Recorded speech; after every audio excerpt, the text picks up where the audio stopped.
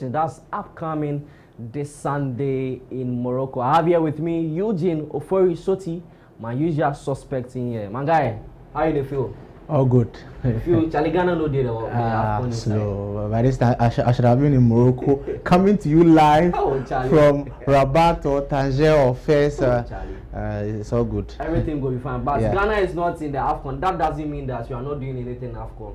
This is the AFCON preview show. But before we move on to our various discussions, let's have a look at the groups, the AFCON groups on our screens, and let's look at the countries that have qualified so far for the tournament. So there we have it on our screen. So in Group A, Morocco, the host nation, they've been paired with Mali, Zambia, and Comoros. In Group B, we have Egypt, South Africa, Angola, and Zimbabwe. Then in Group C, we have Nigeria, the Super Eagles. They will play against the Carthage Eagles of Tunisia. Then Uganda and Tanzania. Uganda and Tanzania will be hosting the next AFCON, and they are in the same group. Interesting. Then we move on to Group D. We have Senegal, the Teranga Lions. They will play against DR Congo, Benin, and Botswana. Then in Group E, we have Algeria, Burkina Faso, Equatorial Guinea, and Sudan, who will be coached by James Akosua-Pia, the Ghanaian. Then we move on to Group F. La Côte d'Ivoire, the defending champions, are in that group. Cameroon, Gabon, and Mozambique. So that is the group for you so far. So these are the 24 nations that will be vying for the prestigious title when the tournament comes over in January. Let's come to the studio and let me engage Eugene Ofori. Sottie, what does he have for us on the plate tonight? Sottie. Well, tonight, first of all, we'll kick off with the Super Eagles of Nigeria. We'll talk about their group. They're in a group with Tanzania, Uganda as well, and Tunisia.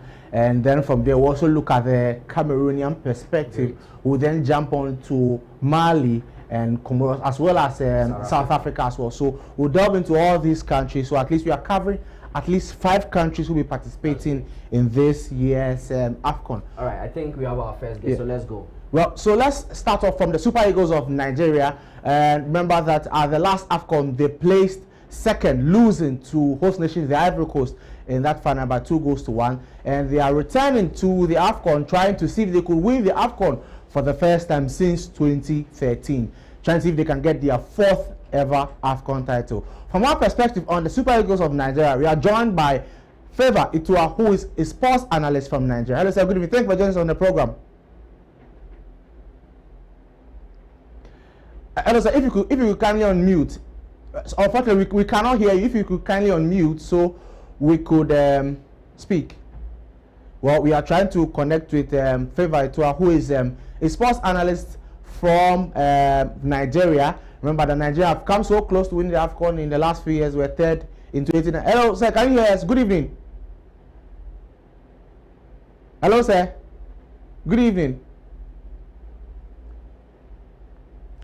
Hello, sir. Good evening. Well, we'll be trying to. Can you hear me now? Yeah, we can hear you now. Thank you very much for joining us on the program. Well, how are you doing, sir? Yeah, good evening. I'm fine. Good evening, Ghana, and good evening to the guys in the studio. Well, let's get straight to business. Before we get to business, we've been hearing some news concerning Nigeria and the FIFA World Cup playoffs. Things didn't go your way in the normal groups. You had to go through the playoffs through controversial decisions at the expense of Burkina Faso. Then you got in at the AFCON, into the playoff. Things didn't go your way at the hands of DR Congo. Now we are hearing Nigeria is filing a petition against DR Congo. How true is that? Well, I can confirm to you that it is true. The NFF did confirm in a statement through the General Secretary of the Nigeria Football Federation that a petition has been filed. But then again, Nigerians have taken it to the pinch of salt, knowing fully well that, we did do our job on the field of play. I mean, irrespective of whatever happens at the end of the day. Not to say that if DR Congo is found wanting, that punishment or measure should not be taken. But from the angle of the fans, they're just probably saying, let's just focus on whatever we have at the moment. But yes, a petition has been filed by the Nigeria Football Federation, and FIFA, we're expecting FIFA to look into the situation. Don't forget, just about today, Malaysia, games they were played, they were verdicts by FIFA, even though the games have been played before now, due to forgery, amongst others. And if the case is investigated, and of course, Nigeria maybe might stand a chance if they get a positive outing or outcome from FIFA. But I want to also believe that what is at stake right now is bigger in terms of the AFCON, which Nigeria should be focusing at the moment, and hoping that whatever happens, maybe might be an added advantage. Before we speak, we'll try and get the lineup of the players or the full squad, official squad list for the Super Eagles of Nigeria, and from there we'll have a proper conversation on that. But once we get that, remember that Nigeria have come so close to winning the AFCON in the last 3 years. They were third in 2019. They reached a round of 16 in AFCON 2021 as well. Before finally they were second in 2024. For you, is this the year when Nigeria wins its first trophy in 12 years? Well, going into this competition, I mean, let's not take anything away from Nigeria. They have one of the most deadliest attack. Victor Osimhen firing all cylinders in Turkey, Galatasaray, Ademola Lookman, former African Footballer of the Year, getting game time already with Atalanta. We have Samuel Chukwueze, who is also doing well for Fulham at the moment. He's making that, transfer to Fulham. We also have, from the midfield, players also doing well in their respective club. Wilfred Ndidi for Besiktas in Turkey. I think that any AFCON you want to have, Nigeria are definitely favorites. If you look at the history of Nigeria, yes, 3-time winners. In the last 5 years, they've got to the knockout stages. In 2019, in Cameroon, in Garoua, they got to the knockout stages. Unfortunately, they lost to Tunisia. In 2019, they won bronze in Egypt. Fast forward to 2024. I mean, we were 2023 AFCON that was hosted in 2024 in Cote d'Ivoire. We saw that they got to the finals. Yes, on paper, when you look at the results they've been having, it's not been the very best in terms of missing out on World Cup qualification. But when it comes to the AFCON, most times you just need to play your best 5 to 6 games to get to the finals. It's not just about what you did last time around. You just need luck on your side. Nigeria didn't play the very best of beautiful football in Cote d'Ivoire, but they were able to get the result with resolute defending and also banking on getting the goals and then closing off shops, which also saw them get to the finals of the tournament. So, yes, I think Nigeria can go all the way, but of course, they have to take it a game at a time. I mean, it's quite difficult this time around. They are playing in a weather that I think will also favor the Super Eagles. Majority of the players play in Europe, and at this time in Morocco, we're having degrees of 12 degrees Celsius, 14 degrees Celsius, meaning it's very cold in Morocco, which is similar to what we have in UK, in other parts of Europe, which I think will be key for these players compared to what we had in Cote d'Ivoire, where it was relatively hot, humid, 30 degrees Celsius, 35 degrees Celsius. So these are some of the things I think will also work for them. And then the fact that they could not make the World Cup, they might want to use this as a redemption for their fans back home in Nigeria. Well, I was just about to ask you that question. Do you think there's pressure on the Super Eagles to win the AFCON, particularly because they failed to qualify for the World Cup? And within the general fan base, is that the general consensus? Exactly, it's the general consensus. Even though we know for sure that it will take beyond having a solid team to go all the way and win the World Cup. Ghana came close years ago. Morocco came even closer in Qatar. Now, when you look at these teams that got closer, it happens once in a while. I mean, for African nations, we see that some of them make the numbers, they get to the group stage, they manage to qualify to the round of 16 for some. After that, they go all the way and then they are knocked out of the competition. Not to say also that the financial aspect of it is not a key, especially when you look at what they will make as per a nation, what FIFA will give to them and the club size of the players, amongst others. But I can also let you know that for Nigeria, the Nigerian Football Federation has said that they will go all the way to win the AFCON to redeem themselves or to kind of pacify the fans that, I'm sorry, we could not qualify for the World Cup, but here's an AFCON title for you. But it's not easy. I mean, we have quality teams. Morocco definitely favorites for the title. But you look at the fact that they're playing at home, they have a solid squad. But Nigeria also would look at the fact that, I mean, we have one of the best strikers in the world. Yes, some injury worries in the team. Ola, is out. He was not part of the squad. You look at also, some of the players that failed to make it. Trustekon retiring before just the tournament. But nevertheless, I think that winning the AFCON might just be a soft landing for Nigeria, not going to the World Cup in 2026. Well, let's have the squad list on the screens. We'll go through that. We already know that goalkeeper Stanley Wabali, who is also on that list. We know that Francis Ozo makes a return to the squad list for the AFCON, as well as Amos Obasogi. For the defenders, Bright Osai Samuel, Zaidu Sanusi, Igor Ogbu, Olawoshe Melody Ajayi, so Shemi Ajayi, Bruno Onyemaichi, Chodozie Awaziem, Calvin Bassi, and Ryan Alibios. We also know that William Trustekon voluntarily retired before the AFCON, and so the skipper of the Super Eagles of Nigeria, and also the best player at last year's AFCON, is not in the squad for the Super Eagles. For midfielders, Wilfred Ndidi, Demona Lukman, Frank Onyeka, Fisayo Dele Bashiru, Usman Mohammed, Alexander Iwobi, Rafael Onyedika, Ebenezer Akinsenamiro, and Tochuku Inadi. For the forwards, as usual, Victor Osimhen, Samuel Chukwueze, Cyril Desess, Moses Simons, Paul Onuachu, Akko Adams, Chidera Ejuke as well. For you, Favor, first of all, let's start with the defense. Trustekon is missing in the starting 11. Does that slot go to Chidozie Awaziem, or who else is likely to replace him in the starting 11? Then let's go to right back. There's no Ola Aina, there's no Benjamin Fredericks. Who starts at right back? So starting at right back would be Bright Osai Samuel. He looks to be the most experienced right back we have at the moment. I mean, you see what he's doing in the championship in England. No else that him getting that spot. Yes, we have Ryan right there. He's just gotten a call up to the national team. He's still an uncapped player for the national team. Plays in the championship, but Bright Osai Samuel comes first in the pecking order for what we've seen so far, especially with the friendly we saw yesterday against Egypt.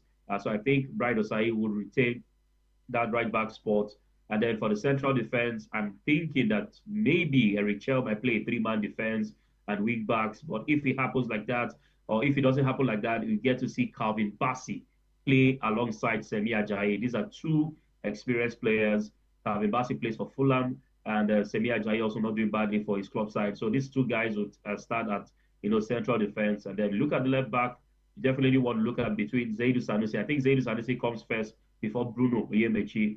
The rest of the defenders in the team might just be for backups or when the formations are being tweaked. But if we're going to have a three-man defense, then maybe Chidozie Awaziem comes in the middle to play that position. But Bright Osai Samuel gives you a lot offensively than defensively. And sometimes you also need to call upon him, especially when Nigeria is attacking. But I think that's how the defense will set up if they're going to go for a four-man defense. But if they're going to go for a maybe five-man defense or maybe three-man defense or 3-5-2 kind of formation, then you have Igor who will maybe join them in the defense, or Chidozie Awaziem. But for Chidozie Awaziem, he's also an experienced player. He's been to the AFCON before, 2019 AFCON, 2021 AFCON. I think he's got the experience also.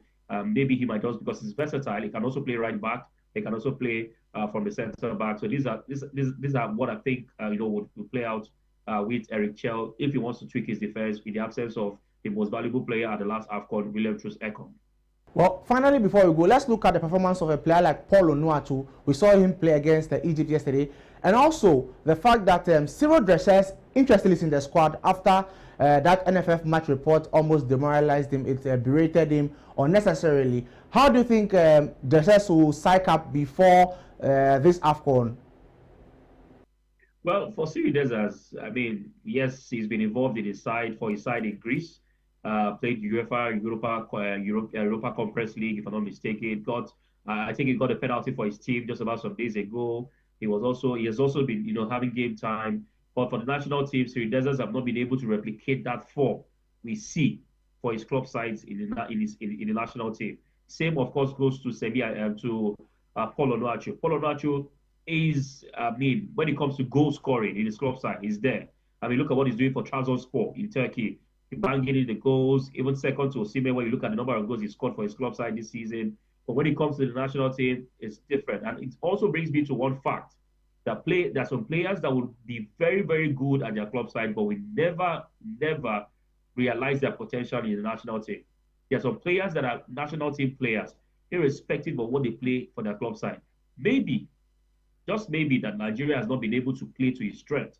Because some have argued that maybe he's not getting enough of the balls. You can't have such a huge striker not being able to convert, not being able to utilize his height and his muscle and his build. Maybe that might be the case, but some also argue that Victor Osimhen is kind of tall also, not as big as Paul Onuachu, but he's able to muzzle himself out, get the balls when the balls are not coming to him, but they're different kind of strikers. But I also think that Paul Onuachu will be second fiddle. I mean, Osimhen is bound to start except for injury. Paul Onuachu might come into the game, or maybe if Eric Chell is going for a 4-4-2 formation, we might get to see both attackers in front maybe Onuachu just slightly playing behind Osimhen. But I think that, I mean, for Paul Onuachu, yes, he's got the experience, but he needs to click when it comes to the national team of Nigeria. And of course, the midfielders hoping that they turn up on the day. So it's all about how they start. They have the first game against Tanzania. They have to win that game. I mean, starting the tournament very well is mostly key. I mean, to that. We saw what happened at the last AFCON, the way they started. They had to, go against the host nation in the group and all the way. So if you start well, probably you might just end, on a high. And if not, if Nigeria finishes as group winners, they remain in first. If they finish as second, they move away from first and they travel all the way to Casablanca, and they'll just be going all around till they return to Rabat. So it's important that they finish the group as top table toppers, winning their first game and maybe getting to win or draw against Tunisia, and then wrapping things up against Uganda. It's easy on paper, but it's going to be a difficult task for Eric Chell, who will be leading another African side to an AFCON. Well, speaking of winning all your 3 games, the last time Nigeria won all the 3 games at the AFCON, you then met Tunisia, and Tunisia dumped you out of the AFCON. Now you have the opportunity to meet Tunisia right there in the group stage. How would that match go? Well, for Tunisia, I think it's a familiar foe. Tunisia, they're a familiar foe. I mean, we already know a lot about them. 2004, Tunisia hosted the Nations Cup in Tunisia. Nigeria lost to Tunisia in the knockout stages by penalty. 2006, Nigeria met Tunisia again. They won against Tunisia in the knockout stage. That's the quarterfinals by penalties. In 2019, Nigeria met Tunisia in the bronze medal match.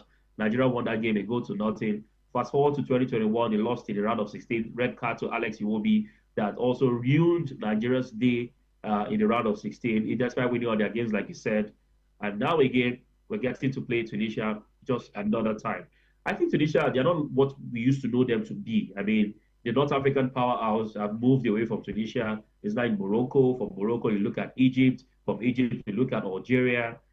Not to take anything away from them, they've dropped, and not like before. Physically, they're not there. Tactically, maybe yes, but I think Nigeria will just have to be physically strong on the day to muscle their way out. And having an Osimhen, you need 2 defenders to mark him. And so that means it gives opportunity for the likes of Ademola Lookman, Samuel Chukwueze, Moses Simon to operate from the flanks. And maybe that might just be a good day for Nigeria. But in all of it, I prefer I prefer a way that Nigeria gets to play and get to the final. I mean, like you said, we could not get to the final despite winning our 3 games. Cote d'Ivoire won the AFCON. They didn't win all their 3 games in the group stage, but they went all the way to the finals and they won the trophy. So whichever one it is, we just want to see the trophy back in Lagos. Well, all the best to you as you head to the AFCON and hope you win. For Ghana, we'll be watching from the fringes as you take center stage at the AFCON. Then at the World Cup, also take center stage whilst you sit on the fringes. Well, Charlie, let's focus on this one now. I know that you guys are not in the AFCON. The last AFCON you went for was a disaster in Cote d'Ivoire. But this time around, don't worry, Ghana. We know what to do. We know what to do. Just tell us what you want. Just don't worry. We'll do it. Sure. Thank you very much. That's Favor Itua, who is a sports analyst, joining us all the way from Nigeria to give us perspective on the Nigeria conversation. Nigeria in a group in Group C with Tunisia, Uganda, and Tanzania. Remember that Uganda and Tanzania are the teams that will be co-hosting the next World Cup, the next African Cup of Nations in 2027. Well, one of the Super Eagles of Nigeria will be heading to the Bafana of South Africa. And before that, we'll go for a break. When we return from the break, my colleague James Ohenba McKeown will take over that conversation with Ben Ricotso.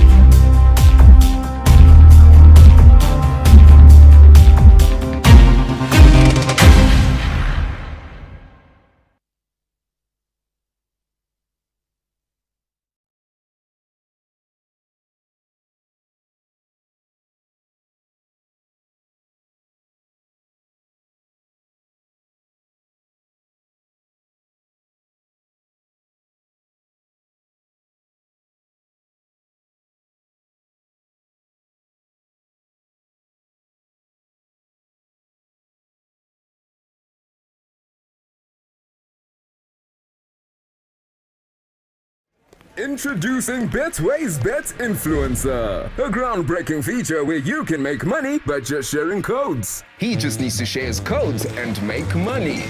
The more his codes are used, the more money he makes. Oh yes, so what are you waiting for?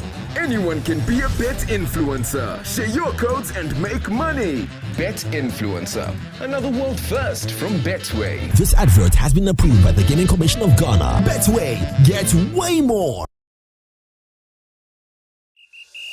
Playing for your country, easy. Scoring, easy. Winning, easy. You know what be easy now? Kivo 4-in-1 Gary mix. Aye easy. It gets everything inside. Gary, creamer, sugar, roasted groundnuts. Just add water. Sharp my soakings make ready. Taste and energy. Made easy. I'm a match winner, but the real champion is Kivo 4-in-1 Gary mix. Champion taste. Also available strawberry, coconut, and chocomore. This advert is FDA approved.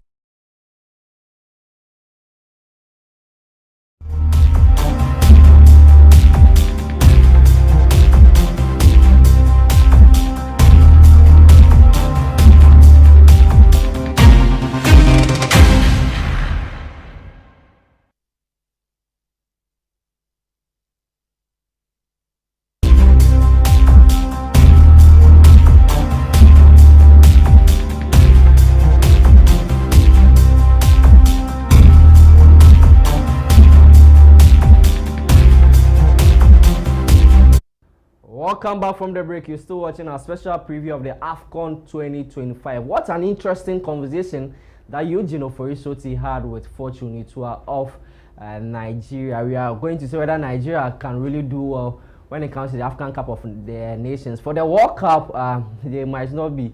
They have not even qualified for the World Cup. So let's see whether they'll be able to win their fourth title when it comes to the African Cup of Nations. But from the Super Eagles, let's move on to Mali, where their head coach Tom Saintfiet is in high spirits. He thinks that Mali can go all the way to the semi-finals and even go on to win the African Cup of Nations. Earlier, we spoke to him. My colleague Eugene Ofori Sottie spoke to Tom Saintfiet, asked him about his journey so far, his coaching career, and how he joined Mali and what he thinks the Mali team can do to go on to win the African Cup of Nations. Let's enjoy that particular interview. We'll return with more on this particular show. Stay tuned. Saifet, welcome to the African Football Corner. It's a pleasure to have you with us. You've been a part of African football for over 2 decades. How would you describe African football's evolution during your time here? Ways. First of all, I think there are not many small football nations anymore on the continent. Maybe a few, if you talk about Seychelles or Sao Tome and Principe, maybe Mauritius, but most of the countries look to Lesotho, Djibouti, Mauritania, Comoros, Chad. They are highly respected. They have a lot of players also playing abroad in Europe, and they have very good infrastructure. They are competing with the better in this continent. We saw problems by big nations. I saw Morocco only winning in the dying minutes in Lesotho with 0-1. These kind of things you could not expect 20 years ago. On the other side, also the big nations developed very well in the way of infrastructure. I think Morocco is the biggest example of that, with their academies, with their stadiums, their training infrastructure, and their coaching development. They became one of the powerhouses in African and even world football. So I think there's a huge development on all levels, and I'm only very happy for African football it happens. Well, in your time here, you've managed national teams like Gambia's national team. You're now with Mali's national team. You've been with the Togolese national team as well. What do you think sets African football apart from the rest of the world, both in terms of our style and our spirit? Yeah, first of all, my desire was always there to work in Africa. I know that several European coaches, they come to Africa when they don't get any more opportunities in Europe, or they come to Africa for the money. Me, as a young guy and a young coach, I bought always African football magazines you could buy in French language in Belgium.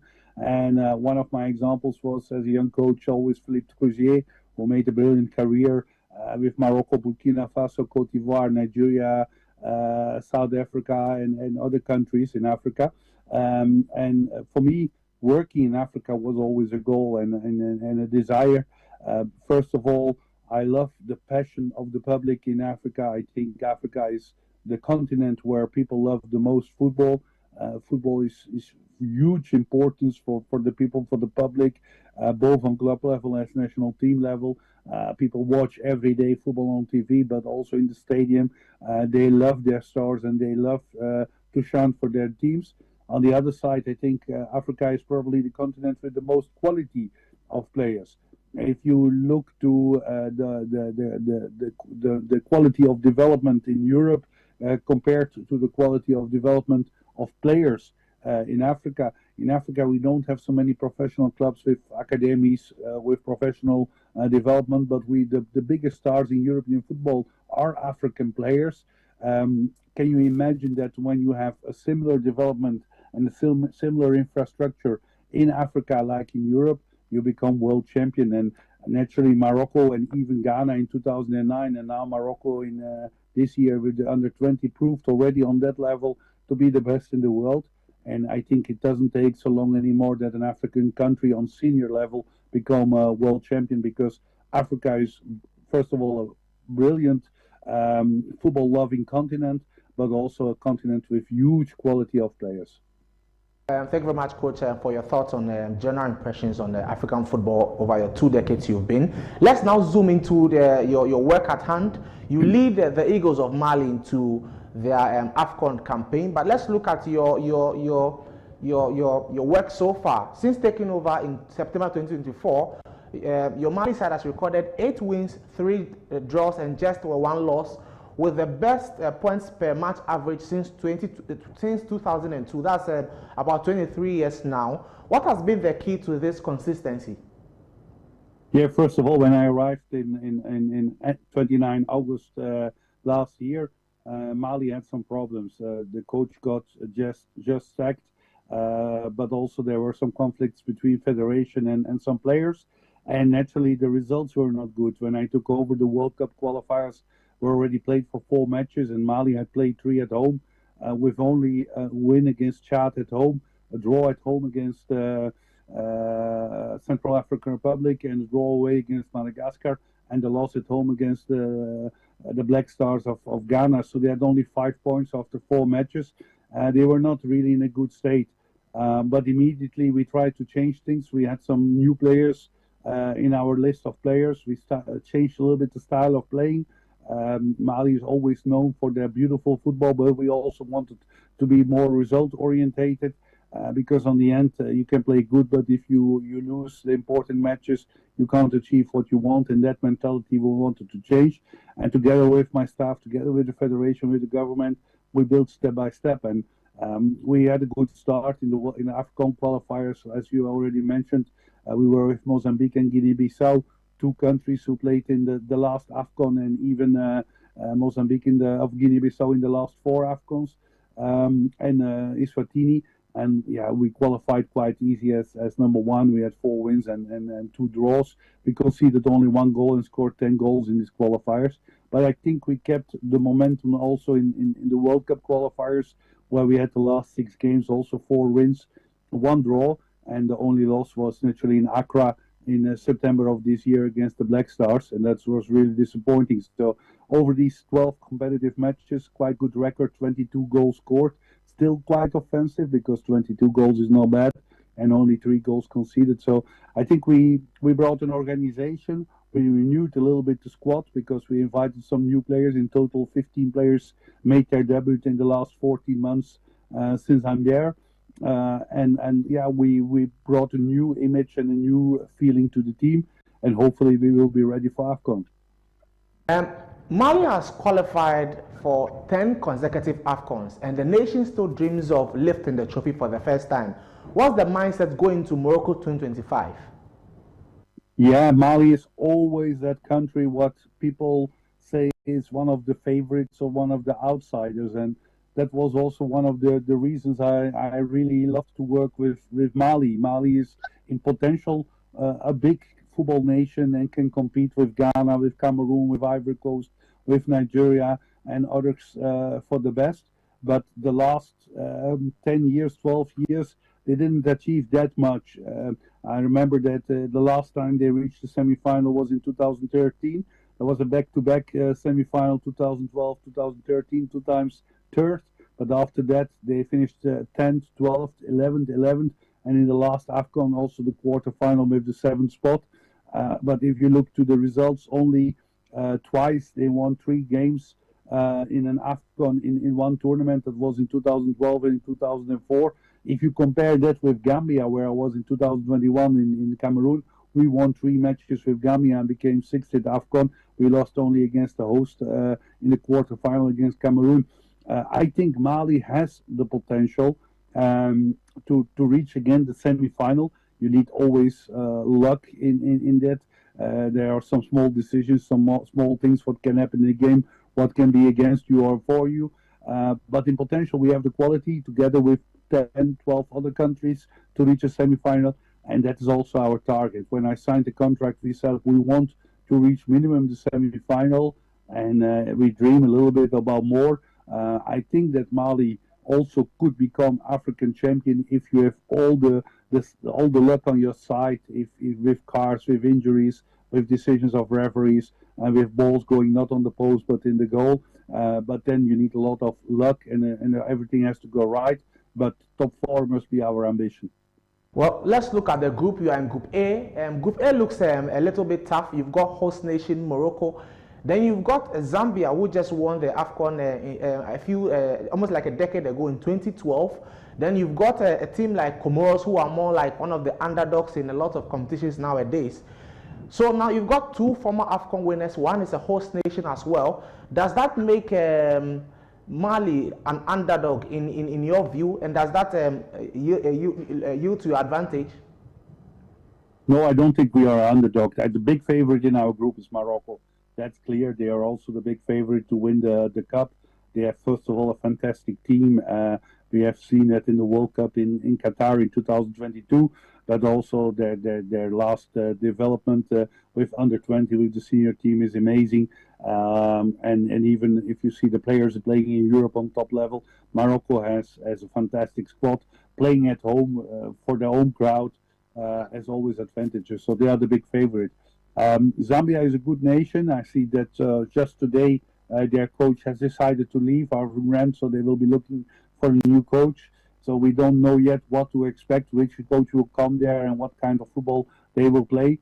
Sure, 12, 13 years ago they won the cup, but it is a different team. And Comoros is a strong team also. They won their qualifiers ahead of Tunisia, Gambia and Madagascar. So they qualified as group winner. And we played against them in the qualifiers for the World Cup together with Ghana. So I think there are 4 teams who all 4 can go to the second round. But my guess is that Mali and Morocco will be number 1 and 2 or number 2 and 1, depending of the results. And that Zambia and Comoros will battle for maybe a third spot to qualify for the next round. Coach Tom Seifert, welcome to the African Football Corner. It's a pleasure to have you with us. You've been a part of African football for over 2 decades.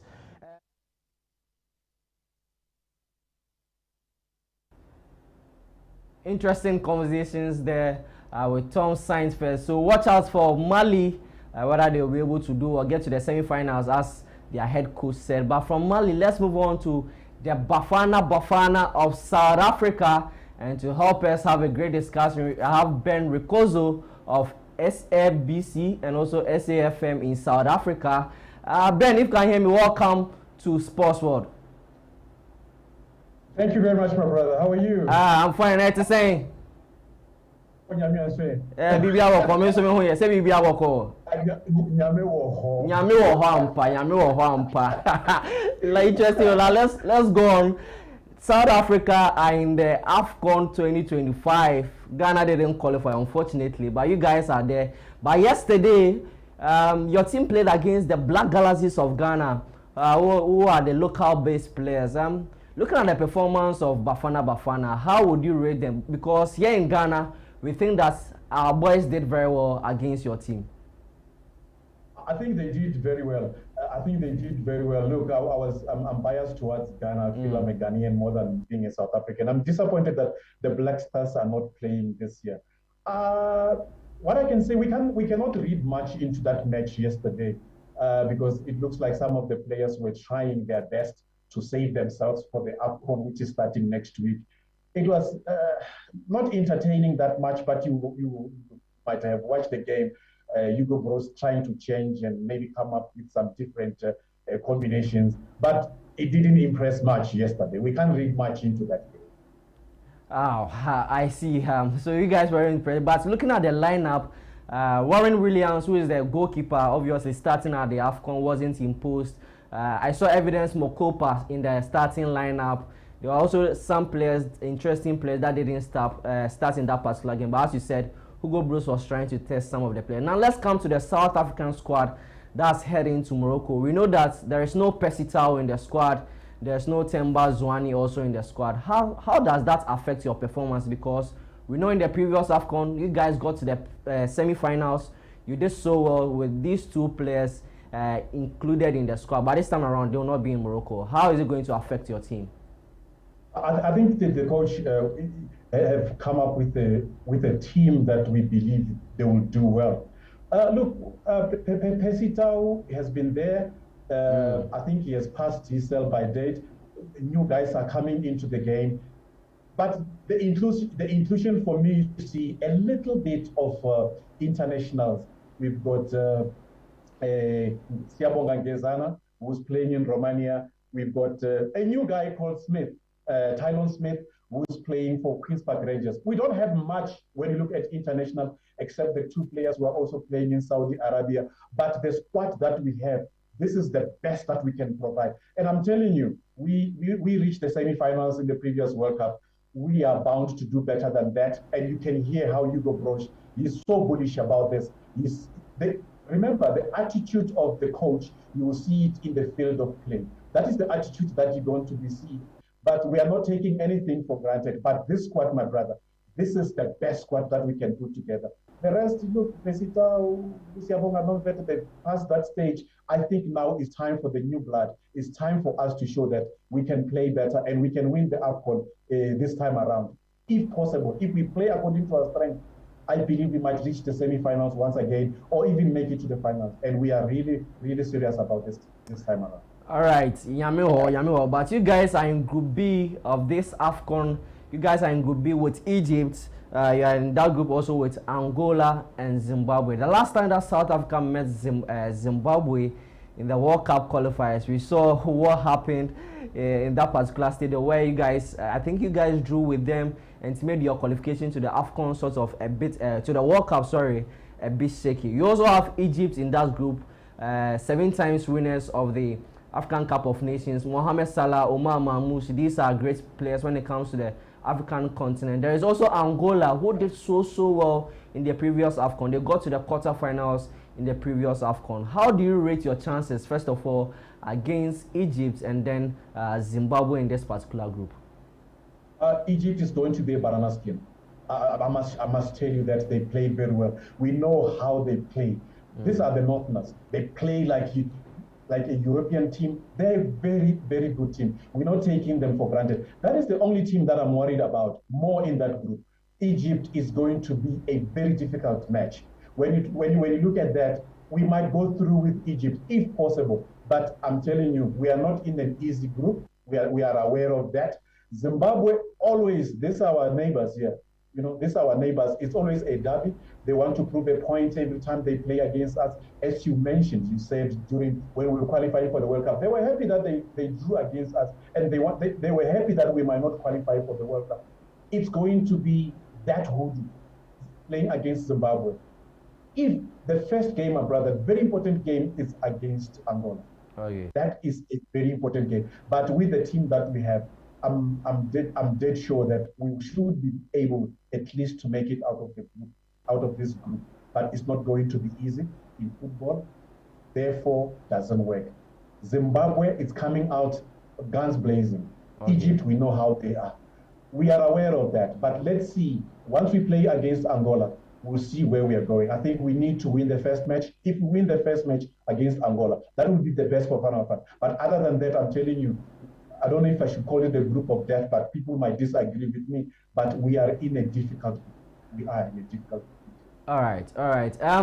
Let's move on to something administratively.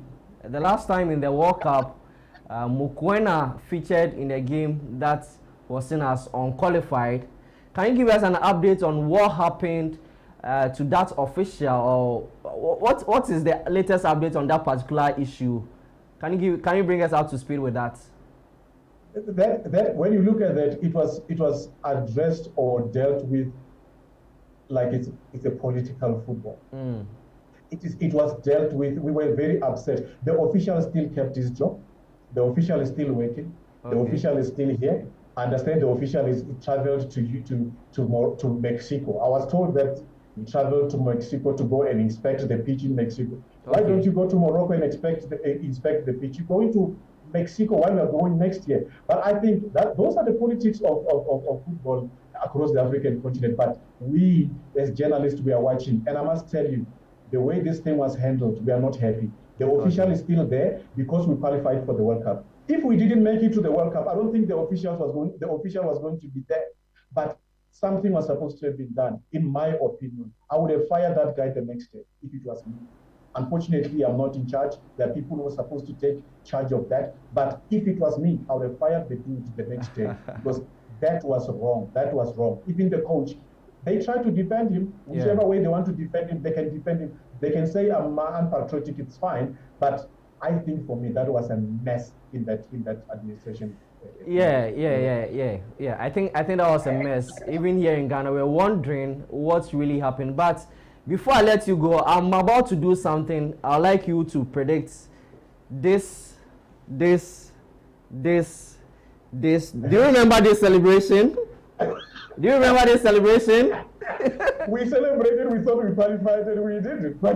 2010 World Cup, Shabalala, after scoring that goal against Mexico in the opening game, you play against them again in the 2026 World Cup in Group A. Yes. You're also in that group with South Korea. How do you fancy your chances in that World Cup group? Though we are not talking about the World Cup, but it's just by the way, how do you fancy that particular group, especially playing against Mexico in their first game? What can I say? Enyagro crowd. Enyagro. Just say Munyabre. Enyagro crowd. Look, that is Enyagro crowd. Enyagro crowd. Look, remember, if you can look at history there, the same date that we are playing against Mexico in Mexico City is the same date. The 11th June. The day before. Yeah. I think it's going to be something else, but we can talk about it next time. But I'm worried about that group. I'm worried about South Korea. I'm worried about Mexico, and it's going to. Can you imagine playing against the host nation in Mexico City? Yeah. That is going to be something else. That is going to be something else. But look, we are confused now as the team, whether we're preparing for the World Cup, whether we're preparing for the AFCON. It's a bit of different. I mean, a number of balls to juggle. It is difficult. I think Bafana must now prove that they are the best team because we are in a difficult situation. But as I said, you must win against the best to be the best. All right, Ben, thank you so much for joining us on our special AFCON preview show. I really appreciate it. Yeah, we had some technical challenges in there, but you were able to go through. And thank you for bearing with my technical glitches. We'll address that next time. I really appreciate it. Right. I miss my grass cutter and tilapia. Grass cutter, your friend Akrantie. Can I mention Akrantie? Say Akrantie. I'm coming. I'll see you soon. Thank you very much. All right. Thank you, Ben, so much for joining us. So that was Ben Rikozo of SABC in South Africa and also SAFM in South Africa. He's a sports producer and also a presenter. So that's it for you. Bafana of South Africa. He thinks that they found themselves in a difficult group, but they can go all the way to even the semi-finals, a position they reached in the last AFCON. We go for a breather. When we come back, we have more conversations for you, especially from one of the countries that Ghanaians don't like, Comoros. Their head coach, Stefano Cousin, has been speaking to us. Stay tuned.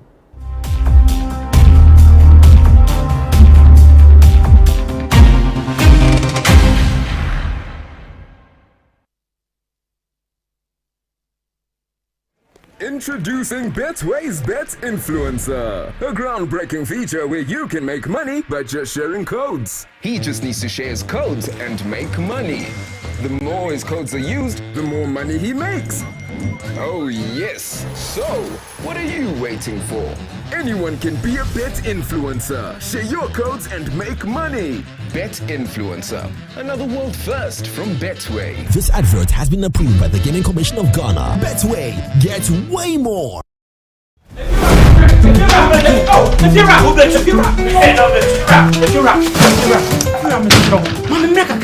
Right back with the Pia open.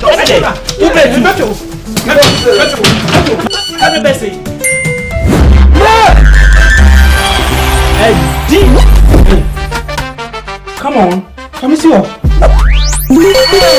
Wait, Jessica, my friend. See before. It's the Telecel Too Much Money promo. Win cash daily, weekly, and a grand prize of 1.2 million Ghana cedis. Just reload or buy a bundle with Telecel Cash to earn points and stand a chance to win big. Dial *500# or visit the Telecel Play app to opt in and start winning in the Telecel Too Much Money promo. Terms and conditions apply. This promo is regulated by the NLA on the Caritas Lottery platform.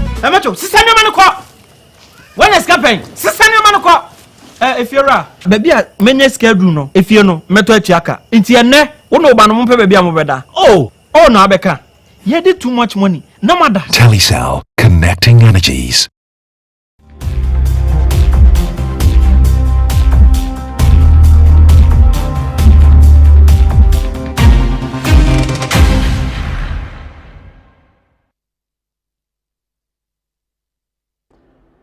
Well, welcome back from the break. I'm Eugene Ofori. Remember, this is still Sports World on ABC. This is our special coverage of the AFCON preview show. The AFCON kicks off on Sunday, December 21st, where Morocco take on Comoros in that all-important opener. Speaking of Comoros, we've been speaking to their head coach, Stefano Cousin. Comoros made it to their first AFCON in AFCON 2021 tournament, where they beat Ghana by 3-2 in that all-important game. That dumped Ghana out of the AFCON. They missed out on the AFCON 2023 tournament in the Ivory Coast. They are now back for their second ever AFCON appearance. The head coach Stefano Cousin will also be in the AFCON for his first time. He'll be making his AFCON debut on Sunday. We've been speaking to Coach Stefano Cousin. Enjoy this interview. African Football Corner, and I'm joined by Coach Stefano Cousin, the man tasked with writing Comoros' next great chapter in African football. Hello, sir. Welcome to the program. Buongiorno. Hello to all. How are you? I'm fine. Bienvenido. Nice to see you. Thank you. Well, thank you very much for your time, sir. Before we go into the serious conversations, well, I heard you speaking Italian in the background. Can you tell us a bit about you? Where were you born and which nationality are you? And how you got to this journey as Comoros' coach? It's a long story. Huh? If I start to explain my life, I am Italian. My parents were working in Canada, so I born there. But I grew between France and Italy, so that's why I can speak Italian and French is the mother language. And I travel in almost 14 countries, so I think I have experience. Okay. That explains why I heard you speaking Italian as well. But Comoros are returning to the AFCON after missing out on 2023. How special is this qualification for you and for your country? It is special because when I took the team, it was a bad moment for the Comoros national team because they didn't qualify for the AFCON in Ivory Coast. So they contact me, they asked me to rebuilding the team, to bring some youth player and to start to work. So the challenge was, first of all, to rebuilding the team. And then we start to play. It was great because the federation are working hard and even the players and the staff, we are a good group. So we qualify as a first in one very difficult group with Tunisia, Gambia and Madagascar. And for us, it's something nice and special, so we want to enjoy. Well, even though you were not in charge of the Comoros team in 2021, when you look at Comoros' AFCON debut in 2021, where they famously beat Ghana and reached a round of 16, what emotions or memories stand out for you? then you were a fan, you were not a coach of the national team then. What were the emotions and memories that stood out for you from that performance? Look, I was in the AFCON in Cameroon, so I was at the stadium. I saw the game, and I like the spirit of the players, and they never give up. That's why after when they contact me, I was immediately interested to work with them because I like the spirit of the players. Okay, and let's look at your coaching journey. You've coached across Europe, Africa, and Asia. What unique experiences have you brought to Comoros that you believe are shaping this team's identity now? I think I give my experience, but first of all, for us in Italy, tactically is very important. The identity of the team. There is two things: the tactical organization and the mentality. Tactical organization is very important. And mentality, it means we need to think as a big team, even if in this moment we are not.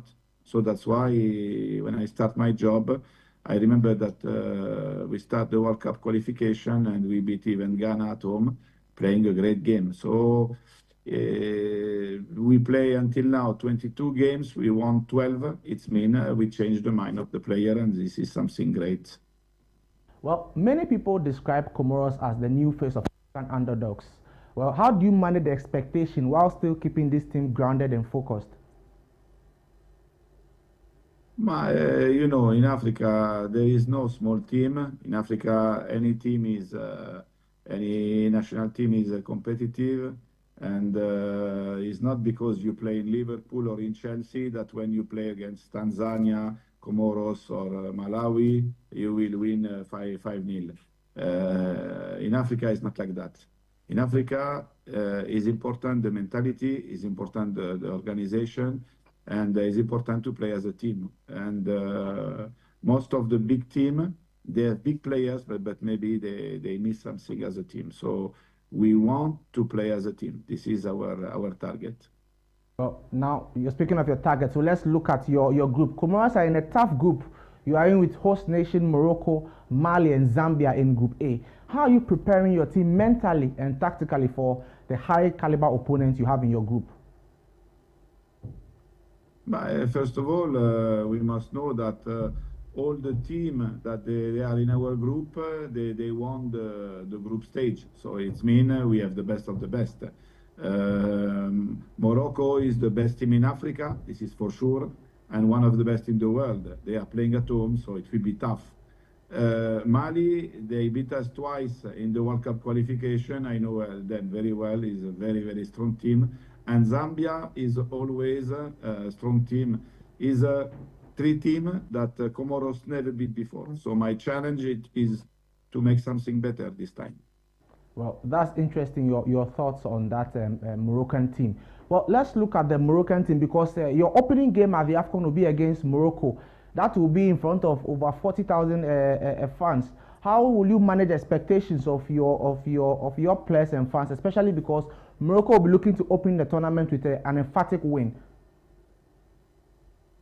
Without pressure, you know, the pressure is under Morocco because they have not only to win the game, they have to win the cup. This is completely different. For us, it's a big honor. Is a great opportunity for our players. It's a great opportunity for our country. It's a great opportunity even for the staff and for me to enjoy and to play a great game without pressure, trying to give our best against the best. So this is something important that the pressure is under Morocco and we don't have nothing to lose. What will you say is Comoros' biggest strength heading to this tournament? You spoke about the fact that you are not under pressure, but what's your biggest strength in heading to this tournament? Is it discipline, team chemistry, or the spirit of playing for a small nation with a big heart? Football is a lot of components. You cannot say you need only discipline or you need only mentality or you need only to be group. It's all this quality together, and you cannot you cannot say something is more important than other things. The important is to arrive there without injury, with the good mentality, without pressure, but also to understand that we were able to beat Tunisia in Tunisia. After 14 years, they didn't lose no one game at home. We were able to beat Capo Verde. We were able to beat Ghana. So it's mean we are able to beat any team. It's important to believe, to be well organized, and to have good mentality. This is the ingredient for make a great competition, in my opinion. Well, you, earlier in the interview, spoke about principles of play and then the mentality as what Italians and Italian coaches imbibe in their players. For the Comoros team, you have built a core group of talented players who play across Europe. How important has the experience been in raising the level of the national team? Of course, they are important, but for example, in November, we were without six important players that they were not with us, and we try a lot of youth, and we play great. So I don't think it's one player, two player, three player. It's important is the way how you play. It's important the mentality. It's important to believe. It's important the heart of the team. When you are well organized tactically and you give everything, you don't have problem. So me personally, I expect to play a great AFCON without pressure, but I know also that we have quality and we want to show something important. Well, I spoke to the Mali coach, Tom Seinfeld, in an interview and asked him which two teams he believed will progress from the group. He says Morocco and Mali. For you, which two teams do you think will progress from your group? If the coach of Mali say Mali, I am sure that the coach of Zambia going to say Zambia, the coach of Morocco going to say Morocco, me, I going to say Comoros. So that was Stefano Cousin, head coach for Comoros, giving us interesting perspective on how he thinks his housemates can go all out in the African Cup of Nations and also do well for themselves. You're still watching the preview of the AFCON 2025 right here on ABC News Ghana. My name is James Ohenba McKeown. I've been doing this with Eugene Ofori. So to remember, this show is powered by Betway Ghana, and they are saying that share your codes with your friends, fans, and followers. If they use your code, you earn 4% of their wager. It doesn't matter whether they win or lose. Remember, this show is also brought to you by Club Beer, and Club Beer are saying that your favorite club beer is still crisp and refreshing, and has been bringing Charlies together since 1931. Whatever the link up, enjoy Club Beer mini for just 10 Ghana cedis and Club Beer large for 15 Ghana cedis only. Enjoy with your Charlies in your favorite moments and more. Club Beer, crisp and refreshing. We go for a break. When we come back, we head to Cameroon. Stay tuned.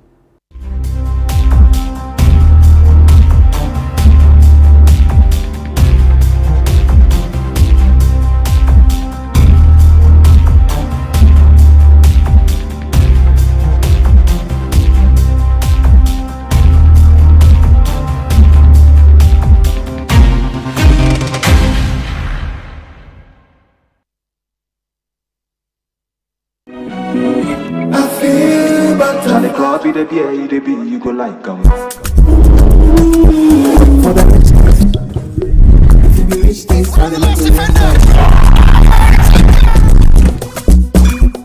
Barman, I'm buying club, okay, for that man. Hey, oh, it's on me. Hey. Drink responsibly, not for sale to persons below 18 years, not recommended for pregnant women. This advert is FDA approved.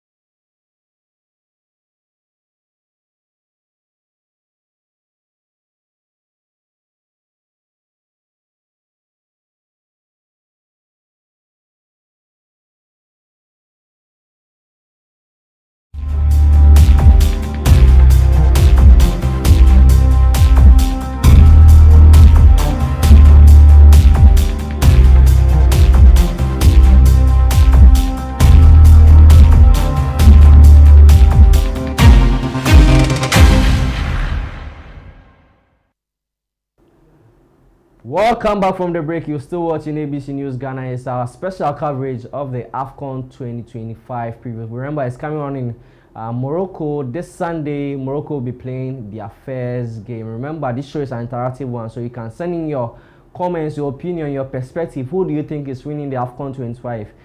Just send in with the numbers being displayed on your screen. When we open the phone lines, you are also obliged to call and also give your comments about the show. Now, we've done a lot of the show so far. If you have missed out, we've spoken to the Mali coach Tom Saintfiet. We've spoken to Fortune 12 from Nigeria. We've spoken to Ben Ricoso from South Africa, and we just spoke to the Comoros head coach Cousin in there. Now we head to the indomitable Lions of Cameroon. They have announced their squad. You know, a lot of things have been going on with Samuel Eto'o, Mark Brace, the sports minister, everything that is going on. But before we delve deep into the conversation and see what's happening from their camp, let's have a look at their squad, the official squad released by CAF today on their website. So this is the official squad for Cameroon. So for the goalkeepers, we have Simon Omosola, Davis FC, Simon Ingapan, that's a mouthful, Diotimbo, Edward Sambung, and for the defenders, we have Junior Baptiste, Chamedo, Junior Chi Malone, Christopher Wu, Nuhu Tolo, Grezino Yamsi, Darlin Jongwa, Samuel Junior Kotio. We have Nagida in there. We have Flavion Enzo Boyomo. And to the midfielders, we have Kevin Nkudu, Jean-Emile Onana, Brian Mbuemo of Manchester United, Christian Basagog, Daniel Namaso, Alta Avon, Martin Inzi, Michelle Kemen Oliver, Carlos Baleba of Brighton and Hove Albion, Eric Jr., Dina Ibembe, Arnold Mael Camden, and for the forwards we have Frank Magri, Patrick Soko, Etha Eyon, and Christian Michel Kofani of Bayer Leverkusen. And that means that there will be no Andre Onana at the African Cup of Nations, and also there will be no Captain Vincent Abubakar. There is a new squad that the indomitable Lions are sending to the African Cup of Nations. And to provide more perspective into their squad and what's happening in their camp, earlier on we spoke to Lawrence Nkede, who is a Cameroonian sports journalist.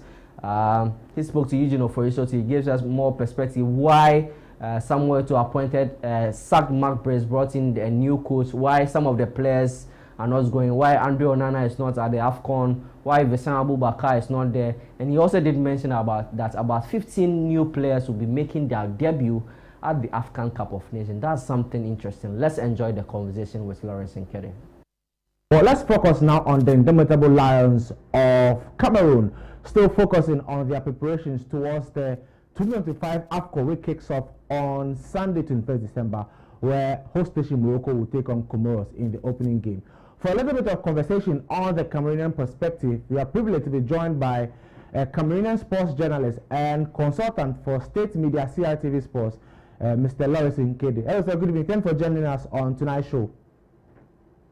Good evening. Good evening. It's always a pleasure to be on ABC. I hope you're getting me well. Yes, please. Yes, and we can hear you. Thank you very much for your time tonight on our show. Well, a lot of the countries are gearing up for the AFCON. Uganda will play their friendly. South Africa played a friendly against Ghana, and also Egypt. Nigeria also played a friendly. A lot of the countries are playing friendlies to boost their preparedness and sharpness for the AFCON. First off, is Cameroon in any friendly? No. Unfortunately, Cameroon has been under turmoil, and we haven't had time to get any friendly. Equally, given to the fact that some of the players are still coming in camp presently, we just have about 12 players. All the others are going to come up in the subsequent days, so unable to organize any friendly game. We have a new coach, a new technical staff, new players. So there was really no room, no time for the organization of a friendly game.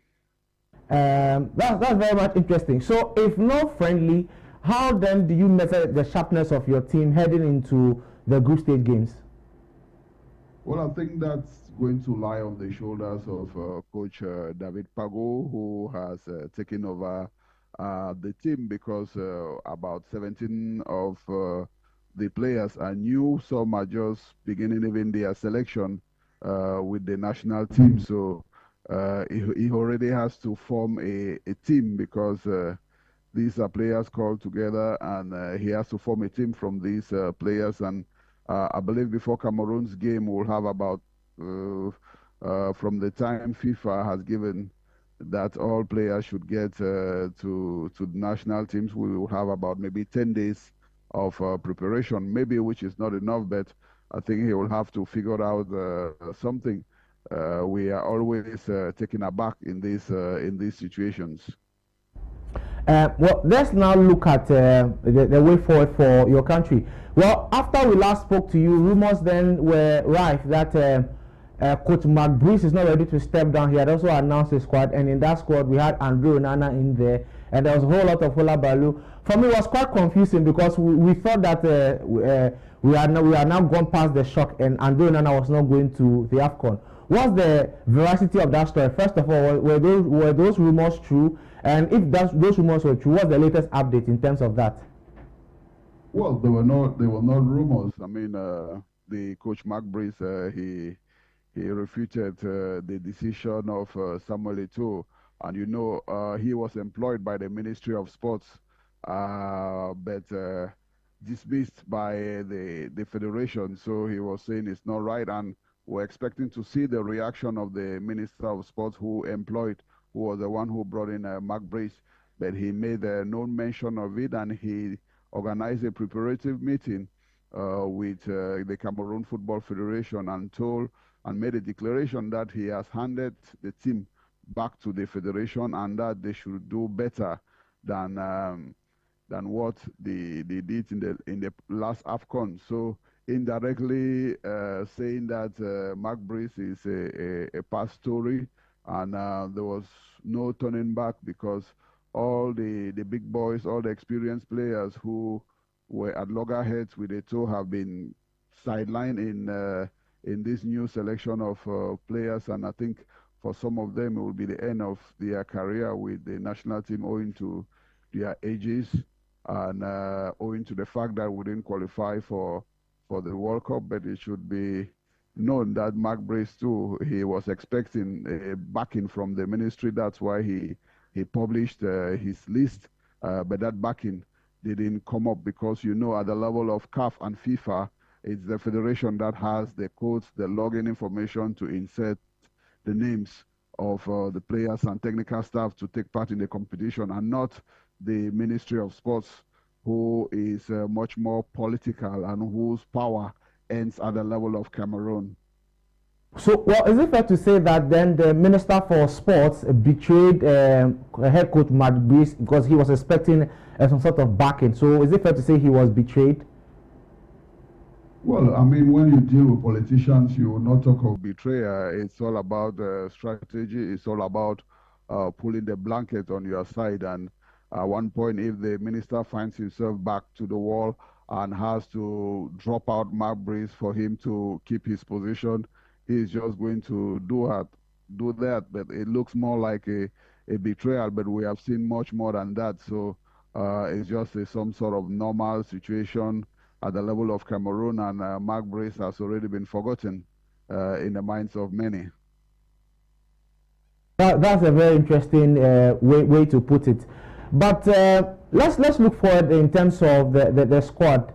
If we look at the squad list, 15 of those players who have been called by head coach David Pagu will be making their debuts at the AFCON. And out of those 15, 5 of them have actually never even played for Cameroon before, and they will even be making their debut if they even play, they will now be making their debut for Cameroon at an AFCON.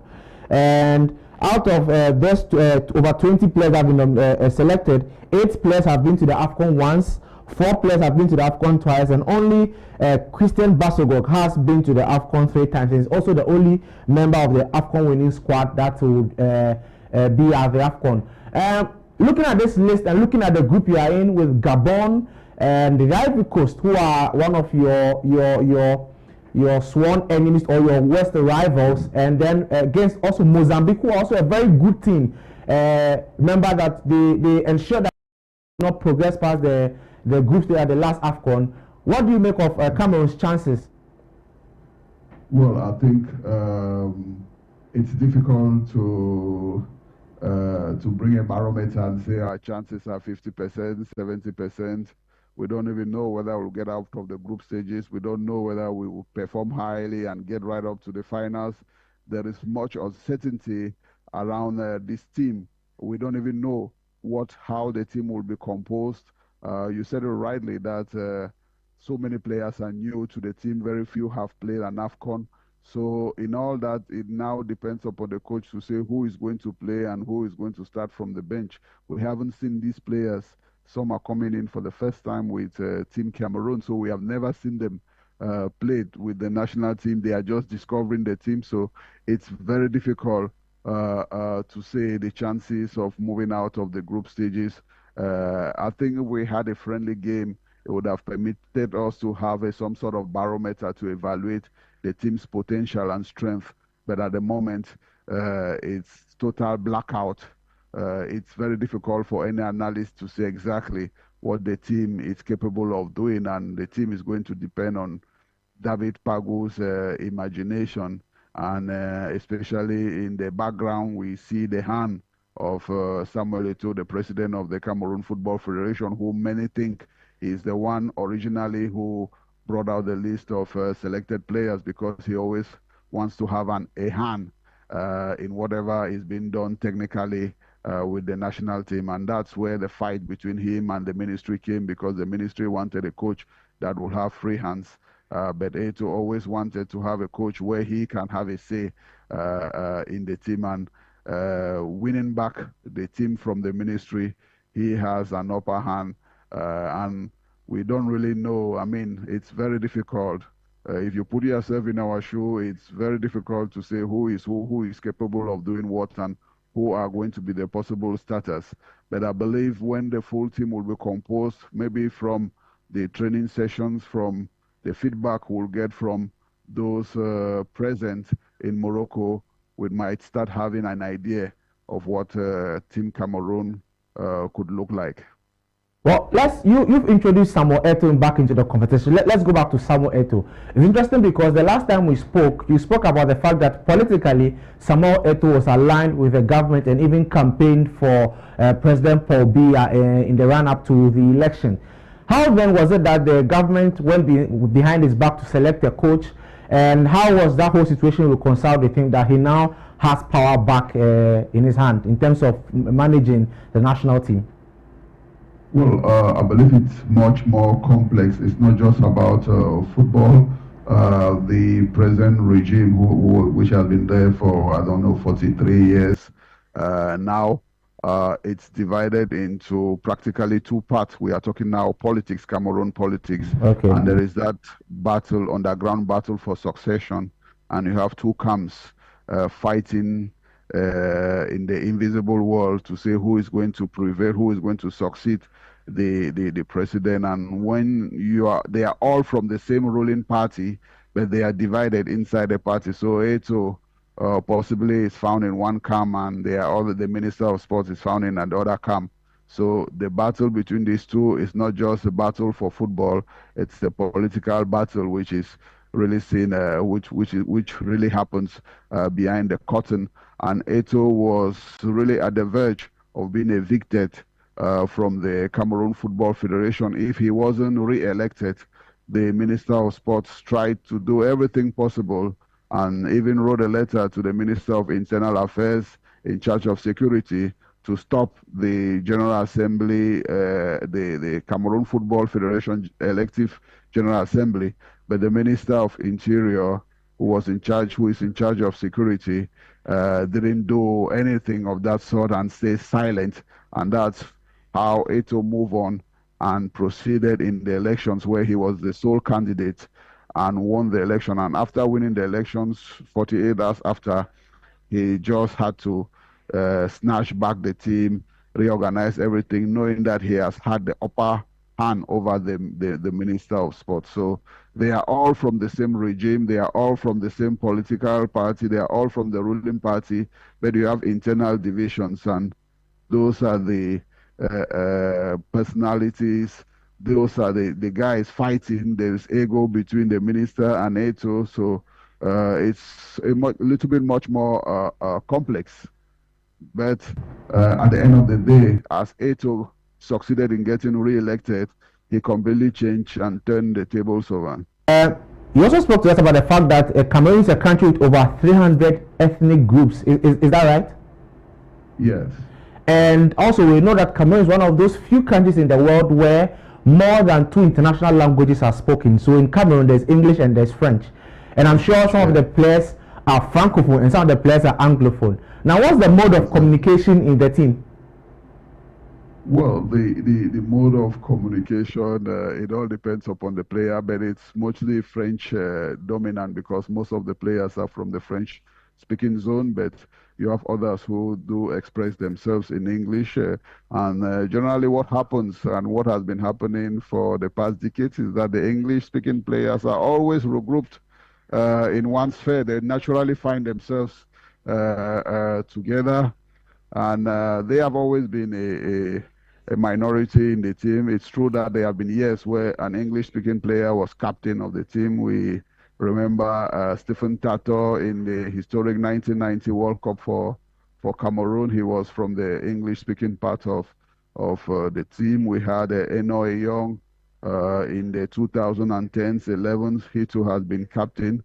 So, but French is the dominant language, and Coach David Pago is a French-speaking Cameroonian, but who won the essential of his trophies with an English Cameroonian club. So there is always that part of French-speaking Cameroonians speaking pidgin English if they can't speak perfect English. So that's how communication is being done. But the dominant language in the team is French. You spoke about Anguissa. Anguissa not being at the AFCON means that a lot of pressure will be, especially in the midfield, will be on the shoulders of a young Carlos Baleba, who is now finding his feet in the Premier League with Brighton and Hove Albion. And particularly for Baleba, this will be his first AFCON. In Cameroon, what's the general sentiment towards a player like Baleba? And apart from Baleba, which other player do you see partnering with Baleba for the midfield? Well, I think Baleba has been a disappointment for Team Cameroon. I think even after performing greatly with Brighton, coming back to the national team, the first games he was perfect. Then later on, I think he took the big head and thought he was supreme and started causing some errors that led to fatal defeats. I mean, especially that we got against Cabo Verde, that led to the elimination of Cameroon. He was the one who caused it. So I think it's now that he's coming back progressively he's coming back progressively in the team, and he has been paired recently. He has been paired recently with Avom, who plays in France, and they have been playing together, I think, for the past 2 or 3 games. So I think this will be the central pair at the level of the midfield, but I think they are still very young, and it's going to depend on Coach Pago on how to go about the. So that was Lawrence Nkede giving us a perspective from the Cameroonian camp. Carlos Baleba will be featuring for the Indomitable Lions. They didn't play any friendly games, he said. So let's see how that one goes. He doesn't believe they'll even qualify from the group. But the last time that Cameroon were in such a situation, in 2017, they went all the way to the finals to win the tournament. I've got here with me Eugene, Ofori, Sottie. Solid exclusives we've had in the past hour and 30 minutes. Exactly, and I dare say that so far we've produced unrivaled. Charlie, unrivaled. This is so far the best production I have seen in the country. Charlie. We've worked. I think there's a I don't want to go into Alaji ABA if you say these things. Okay. I don't give any proverb today, but I think so far it's been a very solid production. to get to speak to some of these national team coaches is not a joke. So to be able to get to speak to some of them, it's huge. And I like the fact that for the Cameroonians are very honest to say that first of all they don't know if they will qualify from the group, and the way things are going, it's almost as if they expect defeat. They'll be very surprised if things go their way. Also, by way of some news, we know that Vincent Abubakar is not in that lineup. We know that Andre Nana is not in that team. So guess who the skipper for the team is? Brian Mbeumo. Guess who is the deputy Carlos skipper? Baleba. Baleba is actually the third skipper. So the second is Nuhu Tulu. He's one of the most experienced players now. He has this. I think this will be his third AFCON. He has been to 2 AFCONs already. This will be his third AFCON. I think surprisingly, exactly for whatever the reason, surprisingly, Nuhu Tulu is backup or deputy skipper to Brian Mbeumo, who is going to his first AFCON. Then Baleba, who is also not going to his first AFCON, is now the second deputy skipper, and the last skipper, who is the third deputy skipper, is Christian Basogog, who is the most experienced of them. If we were to be in Ghana, Basogog would have been a general captain, and then a player like Nuhu Captain General. You know the Captain General. Who is that? Oh. We don't know Captain General. No, I know General Captain. No. Or Captain General. We have Captain General. If the I Captain General is for all the national teams, not only for the Black Stars. Captain General. Oh, I think I know. Mopao. Joyeux anniversaire, monsieur. It's been so how will you describe me? Is he a Black Stars player, Black Stars captain, former Black Stars player, former Black Stars captain? How will you describe? Even though we are not within the U.S. jurisprudence, there's one thing I like about the Americans in their jurisprudence. There's something they say in court. I plead the fifth. I'll plead the fifth on this one. I'll not answer this question. But he's a legend, right? Oh no, he's a legend. In fact, to be very honest, I tried getting an interview with him, particularly because in terms of AFCON history, if you're looking for players with the most appearances at the AFCON, Andre is up there in terms of appearances. So he has hold on. So that sends us to the player records of the AFCON. Whether if we can have it on our screens, the players' records at the AFCON. What are the records for some of the players who has more appearances at the AFCON, who has scored more goals? So players AFCON at the record. So that's we have it. So there you have it on the screens. The players with 8 records, 8 appearances. You have Rigobert Song of Cameroon. You got Hassan of Egypt, and there you have Ghana and Yusuf Nsakni of Tunisia. Guess what? If Yusuf Nsakni had been at this year's AFCON, he would have been the player with the most appearances. Guess what happened? He was asked out of that team. When Nsakni was one of their best players in their last 2 AFCONs. For me, if I was the head coach of Tunisia, I would just take him to the AFCON just to play 5 minutes in the AFCON, just 5 minutes, so that he now holds the record for the most AFCON appearances. So these players all in all have 8 appearances. Yes. So and then with the most matches played at that final tournament, 36. Yeah, Rigobert Song has 36. Andre Ayew too is in that category. He has also played 36 games in the AFCON. Most title won as a player, Ahmed Hussein of Egypt, 4. He won it in 1998, won in 2006, 2008, and also 2010. And Hassan El Adari of Egypt also has won it 4 times, 1998, 2006, 2008, and 2010. Now, with most goals scored in a single tournament, you have Mulumba Ndaye of DR Congo. He scored 9 goals in the 1974 edition. Wow, what a performance it was. And most goals scored in a single match, we have Laurent Pokou of Cote d'Ivoire. He scored 6 goals against Ethiopia in the 1970 edition. Now, most tournaments goals so far in the AFCON is Samuel Eto'o, who is now the president of FECAFOOT. He has scored 18 goals so far when it comes to the AFCON, and he comes from Cameroon. With the fastest goal scored in the AFCON, 23 seconds, Ayman Mansour of Egypt. In that game, Egypt beat Gabon 4-0. That was in 1994, and just under 23 seconds, he scored. Most hat-tricks, Hassan El Shazli of Egypt, 1963 and 1970, 2 hat-tricks in both tournaments. Now, most goals in a match, Egypt scored, played against Nigeria, it was 6-3. Egypt scored 6, Nigeria scored 3. That was in 1963. So those are the player records for us. Now let's move on to the coaches record in the AFCON so far. We want to talk about the AFCON. What are the coaches records? So there we have it on our screen now.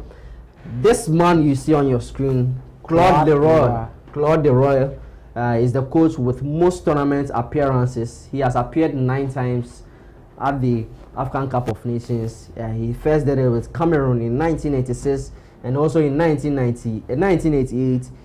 He repeated with Cameroon. Then in Senegal, he brought Senegal in 1990 and also in 1992. Then with DR Congo 2006. Then with Ghana, when Ghana hosted it, it was Claude Leroy that was with us in 2008. Then he came with DR Congo again in 2013. Then also with Congo in 2015 and Togo in 2017. Now the coach with most tournament matches obviously is Claude Leroy, 38 games so far in the AFCON. We also have Mahmoud El Gohari of Egypt, 1957-1998, Stephen Keshi of Nigeria, 1994 and also 2013. Now coach with most titles, our own CK Jenfi, Charles Jenfi, Ghana. He won it in 1963, won it in 1965 and also won it in 1982. And also Hassan Shehafa of Egypt won it with them in 2006, 2008 and 2010, 3 consecutive times. Now the coach will have won with multiple teams. We have Hervé Renard, first of all, won it with Zambia in 2012 and repeated it against La Côte d'Ivoire in 2015 where they beat Ghana in the final. Now to the best players so far since 1957, we have Adiba of Egypt, won the best player in 1957. In 1959 it was Mahmoud El Gohari from Egypt. 1962 Migishu Woku of Ethiopia. Hassan El Shazli won it in 1963. Osei Kofi, Reverend Osei Kofi in 1965 won the best player from Ghana. Kazadi Nwamba of DR Congo won it in 1968. Laurent Poku for the Ivory Coast won it in 1970. Jean-Pierre Tokoto of Cameroon won it in 1972. Ndai Mulamba of DR Congo won it in 1974. Hamed Faras was with Morocco. We won it in 1976. Karim Abdul Razak the Golden Boy in 1978 from Ghana won the best player. Christian Chukwu of Nigeria 1980. Then we went to Fazil Al Ishawi of Libya, won it in 1982. Theophile Abega of Cameroon 1984. Then 1986 Roger Miller won it. 1988 Roger Miller again won it from Cameroon. Then 1990 Rabah Majer of Algeria won it. Abedi Pele of Ghana won the best player in the 1992 AFCON. Rashidi Yekini of Nigeria won it. Kalius Abuala from Zambia won it in 1996. Then 1998 Benny McCarthy of South Africa also won the best player of the tournament. Then we have Laurent from Cameroon winning it in 2000. Then we come to 2002. Rigobert Song of Cameroon won the best player. JJ Okocha from Nigeria won it in 2004. Hamed Hassan 2006 Egypt. Hassani Adrabo from Egypt won it in 2008. 2010 Hamed Hassan again against Ghana where they played in the final. They won it against Ghana. He's from Egypt, also won it in 2010. And in 2012 Christopher Katongo from Zambia where Hervé Renard won it. Then Jonathan Patripa, interesting player, 2013 won the best player. Christian Achu won it in 2015 for Ghana. May so rest in perfect peace, Christian Achu. Great goal scored there against Egypt, won the player of the tournament. Then in 2017, Christian Basogog from Cameroon also won. Then Ismail Benassa from Algeria won it in 2019. Then Sadio Mane 2021. Then William Troost Ekong of Nigeria won it in 2023. Who will be the best player in 2025? Is it going to be Ashraf Hakimi? Is it going to be Victor Osimhen? Or which other player do you think will win? But let's have the past winners also of the AFCON on our screens. The past winners. Let's see the winners from the various tournaments that have been played so far when it comes to the African Cup of Nations. We know that Ghana has won it 4 times. Egypt are the country with the most wins. The next in line is Cameroon. Then there comes Ghana and also the rest. So that is just the past winners. So in the first edition, Egypt was there. Egypt won it. We see Egypt winning it on a row. Then there is Ethiopia. Ghana also won it on a roll. DR Congo won, and Sudan also won it. Then there is Congo winning it in 1972. In 1974 is Zaire, present-day DR Congo. 1976 is Morocco that won it. 1978 Ghana won their third title. 1980 Nigeria won their first title.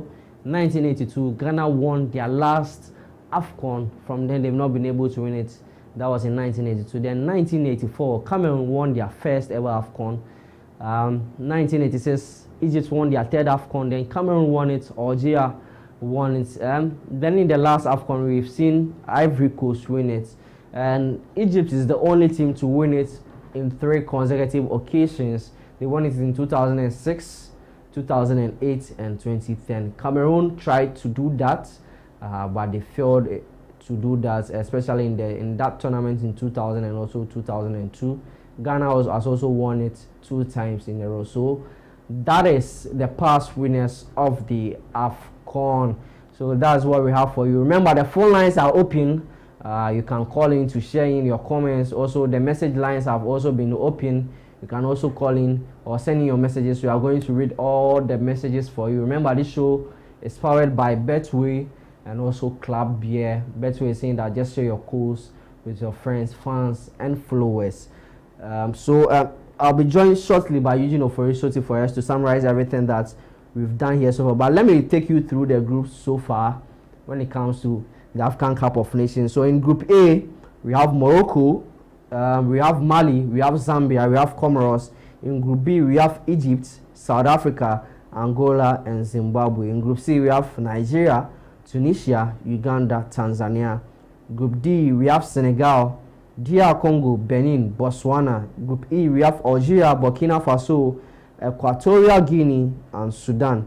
And then in Group F, we have Ivory Coast, who are the defending champions. They are in the same group with the Indomitable Lions of Cameroon. Gabon, there is an interesting game in that particular group. Cote d'Ivoire play against Gabon again. They met in the World Cup qualifiers, and those 2 games were cracker games. Then the last country in Group F is Mozambique. So let's come back to the studio and let's go for a break. When we come back, we open the phone lines for you to have your say on the AFCON discussions that we have so far, and probably we'll bring you an exclusive interview. Stay tuned.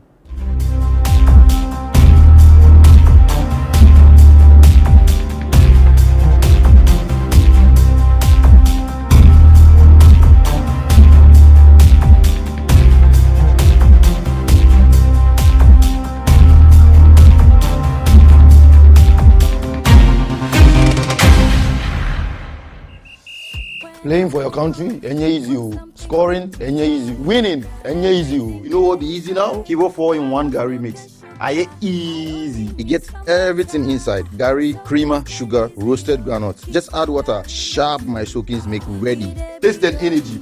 Made easy. I'm a match winner, but the real champion is Kivo 4-in-1 Gary mix. Champion taste. Also available strawberry, coconut, and chocomore. This advert is FDA approved. I feel but Charlie copy the BA, you go like them. For the if you be rich, things on the man,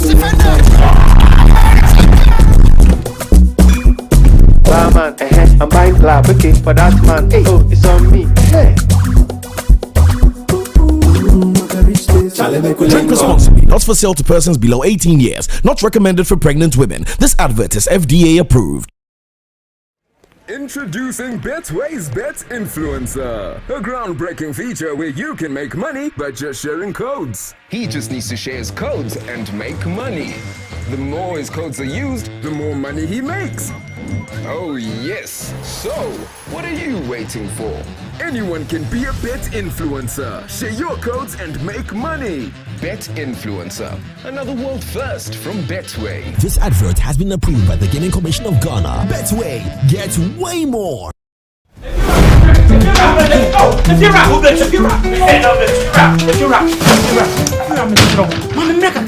Rent back with the Pia Upa.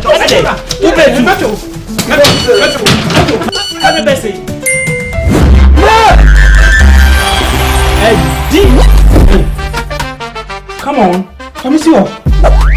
Hey, with Jessica. My friend, see before. It's the Telecel Too Much Money promo. Win cash daily, weekly, and a grand prize of 1.2 million Ghana cedis. Just reload or buy a bundle with Telecel Cash to earn points and stand a chance to win big. Dial *500# or visit the Telecel Play app to opt-in and start winning in the Telecel Too Much Money promo. Terms and conditions apply. This promo is regulated by the NLA on the Caritas Lottery platform. When is campaign? If you're a baby, many schedule no. If you know, meto chiaka. Inti ene, uno ba no mpe baby amobeda. Oh, no abeka. You did too much money. No matter. Telecel, connecting energies. Hey, so mommy, who is going to do my wade jollof? Oh, Kwame. You know our secret, right? Yeah. Yeah. Yes, me. I've got it. Now add your Chino jollof mix. The perfect blend of tomatoes, pepper, and fine herbs and spices to ensure a consistent taste every time. And there you have it, your original Ghana jollof. Jollof so good. Jollof so good. Tasty nie.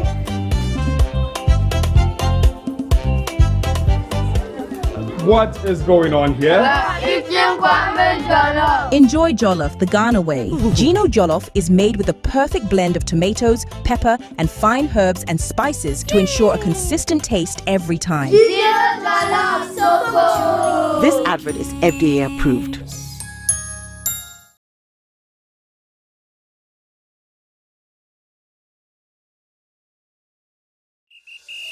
Playing for your country, easy. Scoring, easy. Winning, easy. You know what be easy now? Kivo 4-in-1 Gary mix. Easy. It gets everything inside. Gary, creamer, sugar, roasted groundnuts. Just add water. Sharp my soakings make ready. Taste and energy. Made easy. I'm a match winner, but the real champion is Kivo 4-in-1 Gary mix. Champion taste. Also available strawberry, coconut, and chocomore. This advert is FDA approved. This week's been wild.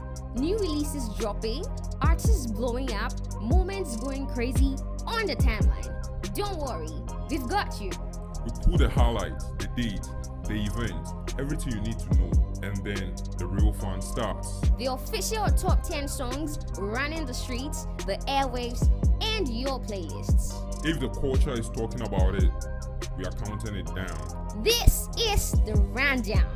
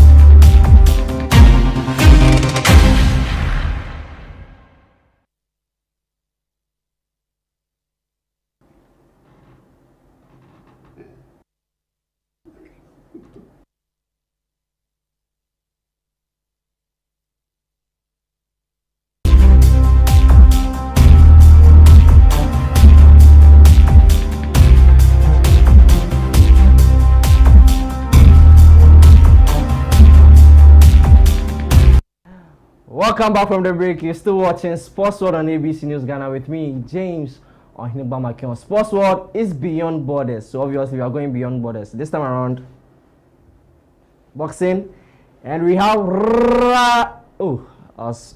take your time. Let me, as a ring announce, let me announce you. So we have Radio Rahim. Welcome on the show. Thank you. Great to have you on the show. That was the best introduction since Michael Buffer. Interesting. It's a privilege. It's a pleasure. Welcome. I know this is not your first time in Ghana, but welcome to ABC News Ghana Sports World. It's not my first time in Ghana, but it is my first time at ABC, and it's a joy and a pleasure to be here. I've met so much good talent in this city. So many people doing their thing, having their own accent and their own flavor on it.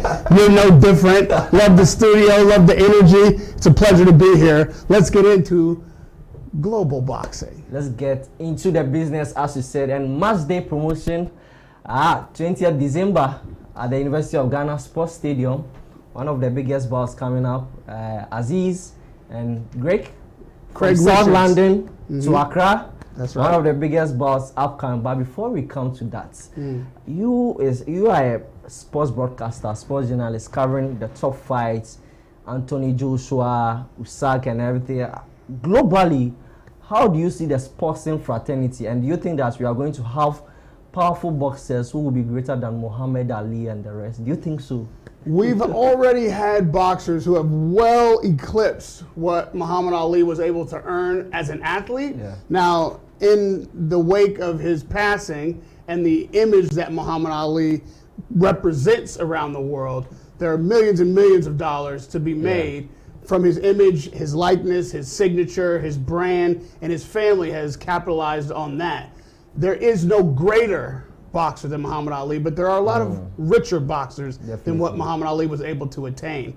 Right now, I believe the sport of boxing is as rich, if not richer, than it's ever been. There's so much opportunity around the world for fighters of all weight classes and all regions and nationalities to make their statement. So right now, what we're seeing in Ghana on Saturday, the 20th, Legacy Rise Sports partnering with Matchroom Boxing, which is two major promotions, one located in the United Kingdom, one right here in Ghana, coming together to bring global boxing to the world stage on DAZN. Every fighter on that card has an opportunity to shine, to get the kind of recognition and opportunity that once wasn't available. So yes, right now in boxing, there's much opportunity. It's time for not just Ghanaians, but truly African fighters along the whole continent to make their voice known, to make their presence known, and to fight to their potential. I believe what we're going to see on Saturday night is the beginning of a step forward in what will make this continent, and particularly this country, a powerhouse in the sport. Interesting. As I said earlier, you've been around the world, US, UK, Saudi Arabia, you've covered the big boxers. If you look at the talent that Ghana has in terms of the boxers, do you think that we can regain our glory? Because there is Azuma Nelson, there is Joshua Klote. Recently, we've seen Isaac Dobe. Do you think that the current crop of boxers upcoming can really get to the top with the talents you've seen so far? Every time I come to Ghana, I have the pleasure of sitting with Azuma Nelson and listening to his wisdom, recounting stories of his glory days, and the honor and reverence that all the fighters here and just the general population have for him is a testament to how much they love the sport, how big you can become. And he never left Ghana. This has always been his home. So he is really the ambassador to the sport here. And yes, absolutely, much more than in his day. As I say, there's more money. The world is a lot smaller because of the internet. We are standing here in a crowd, but people will see us all around the world because of technology and the talent that you have that make people want to tune in no matter where they are in the world. So the same is true for the fighters. Saturday night is their opportunity. It's the first of many opportunities, but you got to seize it. You have to be ready when that opportunity comes. So we need trainers in this country and in this city that are able to prepare fighters to compete at the elite level. That's where it starts. We need facilities, so people need to donate, need to invest, need to build so that there are boxing gyms with state-of-the-art equipment where fighters can train and compete with what other fighters have around the world. it starts now. But yes, the opportunity is there, and the opportunities will be abundant going forward. Great. Now let's do a very short preview of that big bout coming up. Richards versus Aziz. That's undercard. But before then, there are other interesting bouts that will be coming up. Let me take you through some. We have Jerry Latte versus TBA. That's in the super lightweight. We have John Laye and also Holly Dobeto. We have Freezy McBones also in there. But the biggest bout is Aziz and Richard. That's the big Talk to me about these two boxers from London coming to Accra. How big is that fight? Who is going to gain the bragging rights at the end of the day? They're not just coming from London. They're coming from South London. Great. The Inns. Great. That's a community that has a lot of pride and a lot of bragging rights when whoever wins goes home. There is a rivalry between these two men that must be settled. And it's going to be settled Saturday night in Accra. They've come across to do this battle because back home, everybody's got a side. Everybody's got their favorite fighter, and that's the kind of atmosphere that is always here when I'm at a fight in Ghana. Yes, it's tribal. Yes, it's regional. Yes, it's your boxing gym versus that boxing gym. But they pick and back their man, and they go 10 out of 10 on energy. Yeah, so there we have it on our screens. That's it. Richards versus Aziz.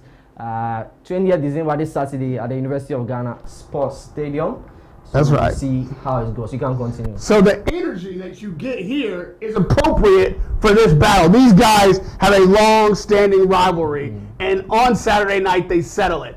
I love it. It's the kind of atmosphere that this fight requires. You'll see the stands will be rocking. We were at the media workout today. Everybody got in the ring, did a little shadow boxing, hit a little pads. We have the young lads in there showing off their stuff, and the stands were ruckus. We saw the electricity, we saw the excitement, and on Saturday night, the world will see exactly what Ghana brings to the community of boxing, and that energy that you just can't get anywhere else. Great, interesting conversation here. So on Saturday, if you have nowhere going, just find your way to the Accra, to the University of Ghana Sports Stadium. The arena is going to be buzzing, electrifying, with a lot of bouts. I think the gates open at 5 p.m. That's right. Right? The gates open at 5 p.m. There's going to be a concert at 5 p.m. Also, there's going to be music. More music. There's going to be, as always, dancing. It's going to be big fights all the way from the beginning through the night. You don't want to miss a single one. Show up when the gates open because it's a whole party that's going to be happening, which is part of what I love about this city and these promotions.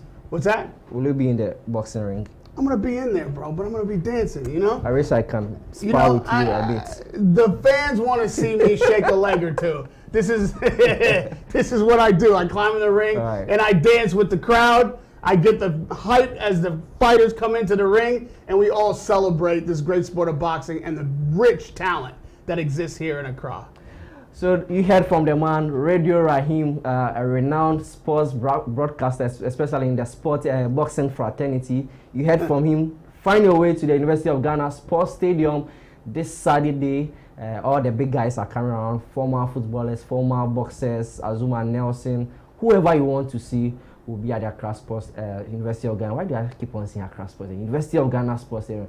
And I will be there, and I'll be expecting you to be there. Thank you so much, Radio, for joining us on Sports World. Let me tell everybody, last time I was here, Anthony Joshua pulled up. You never know who's going to come because this is such a massive event. Everybody knows December in Ghana is the place to be. This is a huge fight. So if you show up, you might meet any number of superstars. Do not be late. Do not miss it. This is the first step towards the future of boxing in Ghana. Great. Thank you so much, Radio Rahim, for joining us on Sports World. And we will have to pick some calls. I don't know, director or producer, if you can pick about 2 calls, especially for about this program and also the preview of the AFCON that we did right here. I think time is fast spent. But thank you for joining us on Sports World. As we've always been saying, Sports World is not only about football, it's about boxing, it's about NBA, it's about other sports too. And catch us on Friday with a build-up as we bring you the AFCON. Hopefully we'll discuss a bit about boxing, do a short preview about the bout that is going to be taking place at the University of Ghana Sports Stadium. I did this with Eugene, Ofori, Sottie, and my name is James Ohenba McKeown. Tomorrow in the morning, there's ABC in the morning with Abunamant, and then in the afternoon, there is the midday news with Peggy Yakuabano. Before we meet, have a good night. Adios. Bye-bye.